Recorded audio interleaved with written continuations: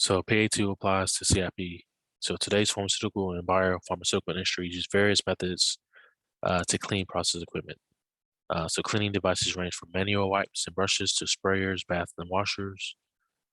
Cleaning methods differ mainly in the mechanical action applied on the surfaces and degree of personal involvement. Many companies are switching from their existing cleaning processes to cleaning place systems. Uh, and the food industry has used CIP systems for decades. So along with your processing, manufacturing, you also want to have control within your cleaning process because you want to prevent any contamination from batch to batch. You want to stay in control of that. So these are different methods companies are using to provide control within their cleaning processes. So PAT tools apply to CIP or clean in place. So the principal objective of a CIP system is to achieve the desired cleanliness without disassembling the process equipment.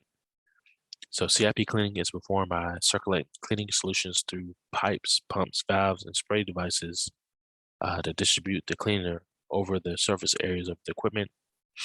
A fixed CIP skid unit can be connected to manufactured equipment as shown on the slide or designed and integrated into the equipment itself. So a lot of times companies have these big skids or tanks that they don't want to break apart and when they have to clean it.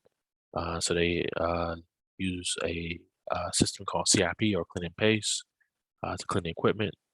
And a lot of times they'll connect a CIP skid to the equipment so that the cleaning solution can go directly from the CIP skid to the reactor and just clean it in place. So this is how you use a PAT tool to keep your system in compliance via a CIP system. Uh, so usually when you're using so this is a PA2 tools apply to CIP. So yeah, as you're going through your CIP and you configure it, it definitely has different phases that you want to have implemented to ensure that you're robust.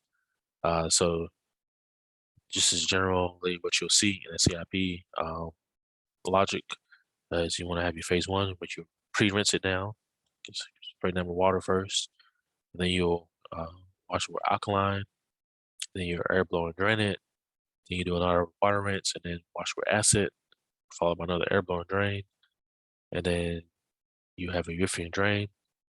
And at this point, at phase seven, you want to test to ensure that there's no more acid or alkaline left.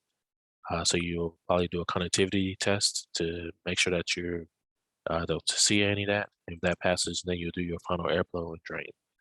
So this is a high-level overview of a typical CIP um, phase or logic in order to clean a system. Steps for PAT implementation. So steps for a successful PAT rollout. So you pick a simple process. All details and nuances are well understood. Explain for that process. You want to determine what information is easily collected and accessible through current instrumentation. Understand the appropriate intervals for collecting the data, and evaluate tools available for reading and synchronizing the data. So these are successful tips for a PAT rollout.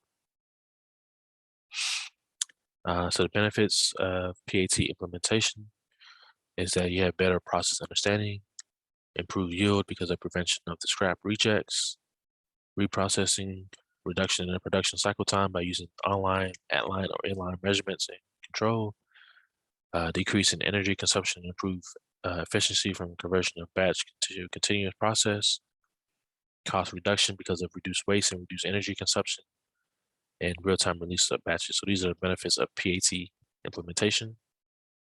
And then lastly, our knowledge check. What does PAT stand for? Again, we won't answer that here, but it'll be in the test coming up soon. Thank you again for listening to this lecture, and let me know if you have any questions.